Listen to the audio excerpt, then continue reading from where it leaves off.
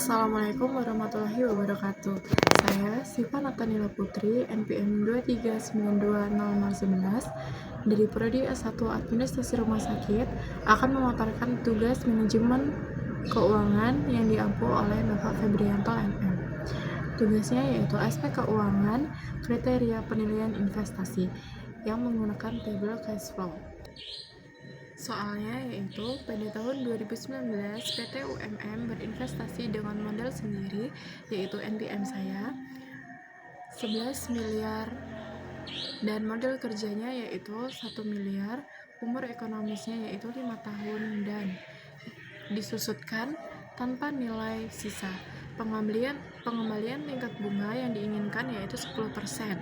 Lalu perkiraan laba setelah pajak selama 5 tahun yaitu 950 juta, 1 miliar 100 juta, 1 miliar 250 juta, 1 miliar 250 juta, dan 1 miliar 400 juta, dan 1 miliar 650 juta. Pertanyaannya, berapakah kas bersih yang diterima di akhir tahun? Kita akan menjawab dengan tabel cash flow.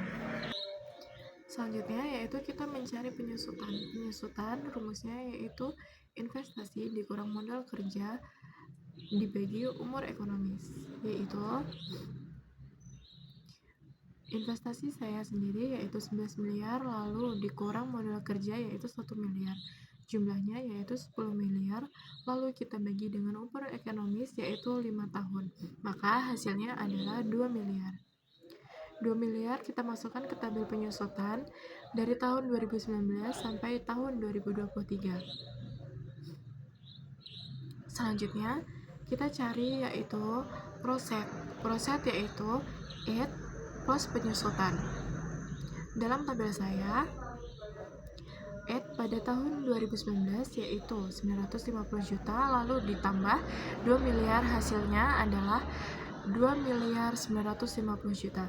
Selanjutnya pada tahun 2020 add adalah 1 miliar 100 juta dan penyusutannya adalah 2 miliar.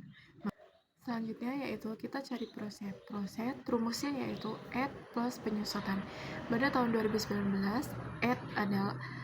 add berjumlah 950 juta dan penyusutannya 2 miliar, maka hasil prosetnya pada tahun 2019 adalah 2 miliar 950 juta. Yang selanjutnya pada tahun 2020 add berjumlah 1 miliar 1 juta dan penyusutan 2 miliar, maka jumlah proset pada tahun 2020 yaitu 3 miliar 100 juta. Yang selanjutnya pada tahun 2021 add berjumlah 1 miliar 250 juta dan penyusutannya berjumlah 2 miliar, maka jumlah proset pada tahun 2021 adalah 3 miliar 250 juta. Yang selanjutnya pada tahun 2022 add berjumlah 1 miliar 400 juta dan penyusutannya berjumlah 2 miliar, maka hasil proset pada tahun 2022 adalah 3 miliar 400 juta. Yang selanjutnya pada tahun 2023 add berjumlah 1 miliar 650 juta dan penyusutannya adalah 2 miliar, maka hasil proset di tahun 2023 adalah 3 miliar 650 juta. Yang selanjutnya kita mencari yaitu DF 10%. DF 10% rumusnya sama dengan 1 per dalam kurung 1 plus 0,1 pangkat per tahunnya. Jika tahun pertama 2019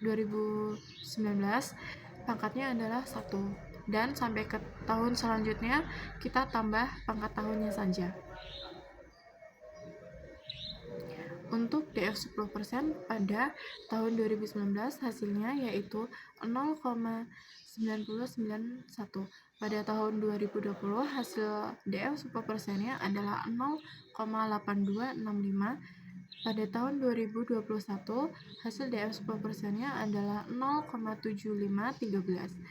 Dan di tahun 2022 hasil DF 10%-nya adalah 0,6830, tapi di situ saya tulisannya kurang angka 0. Dan di tahun 2023 hasil DF 10%-nya adalah 0,62011. Lalu selanjutnya kita cari PV kas bersihnya. Rumusnya yaitu proset dikali dengan DF 10%. Untuk selanjutnya kita mencari PV kas bersih. PV kas bersih rumusnya yaitu proset dikalikan dengan DF 10%-nya. Jadi per tahun, saya persingkat, hasil dari proset per tahunnya dikalikan dengan hasil DF 10% per tahunnya. Hingga hasil atau jumlah dari PV kas bersihnya yaitu ada 12.276.777.273 rupiah. Yang selanjutnya yaitu perhitungan. Investasi sama dengan 11 miliar dikurang 2.950 juta sama dengan 8.050 juta rupiah. Yaitu proset 1. Selanjutnya di proset 2 ada hasil dari proset pertama yaitu 8.050 juta rupiah dikurang 3.100 juta sama dengan 4.950 juta. Itu untuk proses kedua. Lalu hasil proses kedua yaitu 4.950 juta dikurang 3.250 juta. Hasilnya yaitu 1.700 juta. Untuk hasil dari proses 3. Lalu hasil dari proses 3 yaitu 1.700 juta dikurang dengan 3.400 juta, hasilnya adalah minus 1.700 juta. Untuk di proses 4 ternyata hasilnya minus. PP-nya sama dengan 1.700 juta dibagi 3.400 juta dikali 12 bulannya. Jadi PP-nya hasilnya adalah 6. 6 sama dengan kita ambil dari tahun sebelum kita menemukan perhitungan minus, yaitu di tahun ketiga. Maka hasilnya adalah 3 tahun 6 bulan. Berdasarkan perhitungan yang diperoleh, PP kurang dari umur investasi, maka proyek tersebut layak untuk dilanjutkan. Terima kasih, sekian dari saya. Wassalamualaikum warahmatullahi wabarakatuh.